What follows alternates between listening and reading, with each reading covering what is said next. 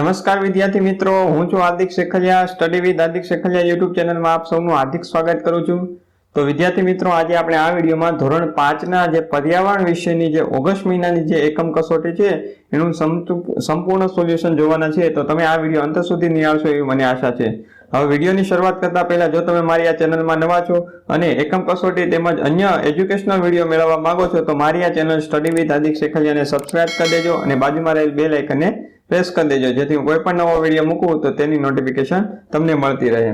તો ચાલો વિદ્યાર્થી મિત્રો, આપણે સોલ્યુશન જોઈએ. તો હવે સોલ્યુશન જોતા પહેલા વિદ્યાર્થી મિત્રો, તમારે આ એકમ કસોટી તમારી જાતે લખવાની છે.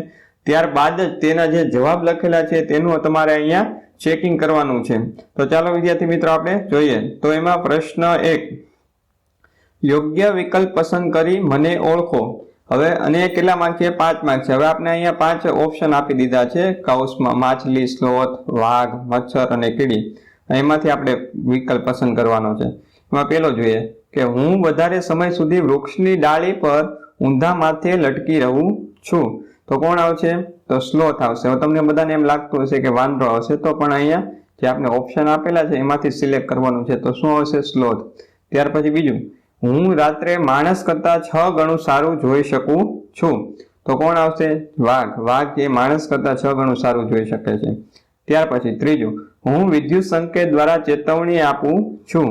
તો કોણ આવશે? મચ્છર. ત્યાર પછી ચોથું, હું માણસને શરીરના તાપમાન પરથી શોધું છું. કોણ આવશે? માછલી. માછલી એ માણસને શરીરના તાપમાન પરથી શોધે છે. ત્યાર પછી પાંચમું, હું સુગંધથી રસ્તો શોધી કાઢું છું. કોણ? તો કીડી. તો તમે ઘણી વાર જોયું હશે, કીડી એ જ્યારે એના માર્ગમાં જતી હોય ત્યારે એની પાછળ કીડીઓ બધી જતી હોય, તો એ જે પહેલી કીડી હોય સુગંધથી એને રસ્તો શોધેલો હોય, એને પાછળ બીજી કીડીઓ જાય.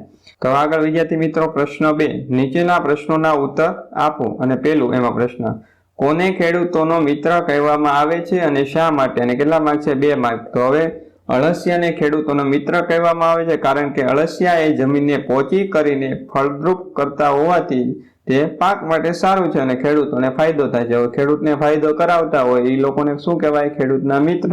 અને અળસિયા શું છે? ખેડૂતોના મિત્ર. ત્યાર પછી બીજો પ્રશ્ન, બીજનો ફેલાવો કઈ રીતે થાય છે? અને કેટલા માર્ક છે? 2 માર્ક. તો બીજ જે છે બિયારણ, એનો ફેલાવો કઈ રીતે થાય? તો બીજનો ફેલાવો એ હવા દ્વારા, એટલે કે પવન જ્યારે આવે ત્યારે હવા દ્વારા થાય. પાણી દ્વારા, એટલે પાણીમાં જ્યારે પાણી આવ્યું હોય, વરસાદ આવ્યો તો તેની સાથે પણ બીજનો ફેલાવો થાય. પશુ, પંખી અને સૂક્ષ્મ જીવો દ્વારા થાય છે. જ્યારે પશુ કોઈ બિયારણ ખાય તો તેનો જે મળ હોય એના દ્વારા તે ફેલાવો થાય છે. ત્યાર પછી પક્ષી છે પોતે જ્યારે ચાંચમાં લઈને જ્યારે બિયારણ જાય ત્યારે બીજી જગ્યાએ જ્યારે ઊભું રહીને પોતાના ચાંચમાંથી ક્યારેક પડી જાય તો એ રીતે બીજનો ફેલાવો પણ થાય છે અને સૂક્ષ્મ જીવો બીજનો ફેલાવો કરે છે. ત્યાર પછી ત્રીજું, ગુજરાન ચલાવવા માટે મનુષ્ય દ્વારા ઉપયોગમાં લેવામાં આવતા 4 પ્રાણીઓના નામ આપો.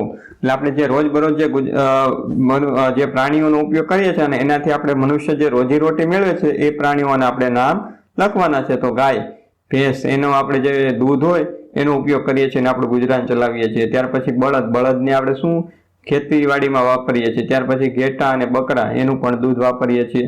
અને ગધેડા, તેને જે કુંભાર એ પોતાની માટી હેરફેર કરવા માટે વાપરે છે. આપણે 4 પ્રાણીઓના નામ કીધા છે. આપણે અહીંયા કેટલા લખ્યા? 1, 2, 3, 4, 5 ને 6 લખ્યા છે. તો તમને જે યોગ્ય લાગે તે તમે લખી શકો અને એ સિવાયના તમે પણ વધારાના લખી શકો. હવે પ્રશ્ન 3, નીચે આપેલ જુદી જુદી ખાદ્ય સામગ્રીને સ્વાદ અનુસાર વર્ગીકૃત કરો. અને કેટલા માર્ક છે? 5 માર્ક છે.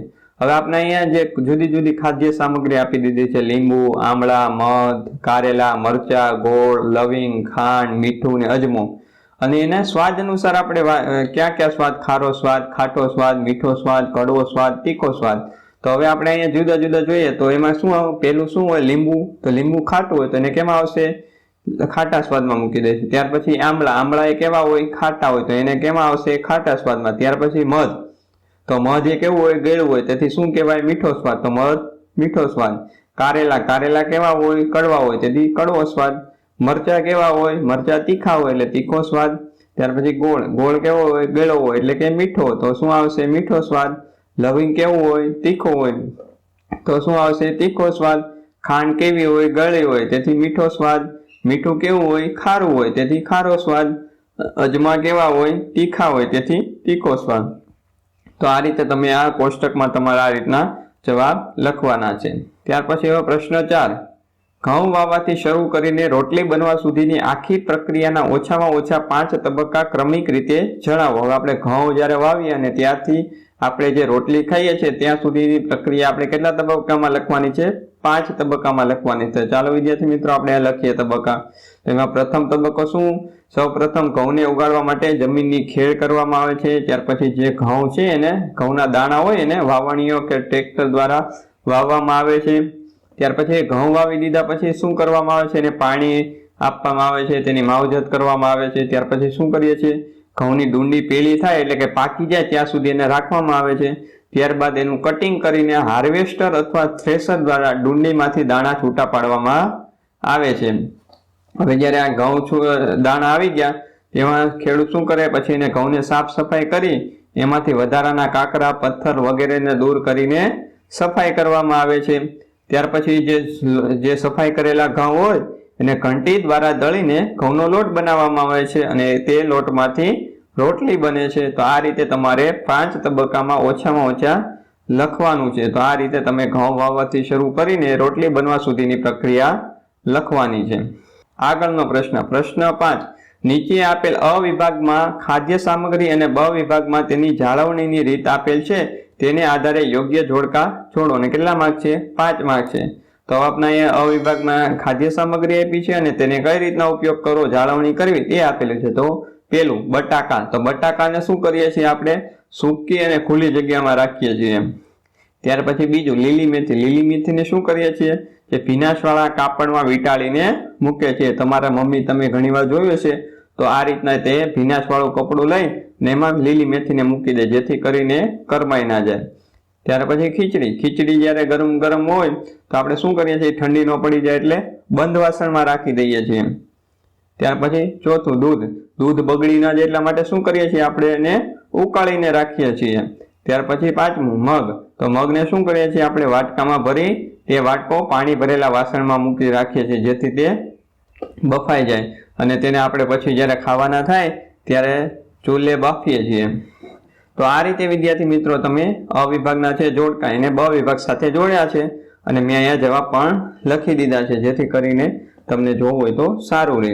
તો વિદ્યાર્થી મિત્રો અહીંયા આપણો આ સોલ્યુશન પૂરું થાય છે. તો તમને આમાં કોઈ પણ પ્રશ્ન હોય તો તમે મને કોમેન્ટમાં પૂછી શકો છો.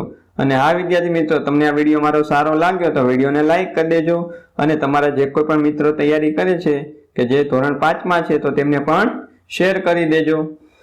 અને જો વિદ્યાર્થી મિત્રો તમે મારી આ ચેનલમાં નવા છો તો મારી આ ચેનલ સ્ટડી વિથ હાર્દિક શેખલિયાને સબસ્ક્રાઇબ કરી દેજો જેથી કોઈ પણ નવો વિડીયો મૂકું તો એની નોટિફિકેશન તમને મળતી રહે.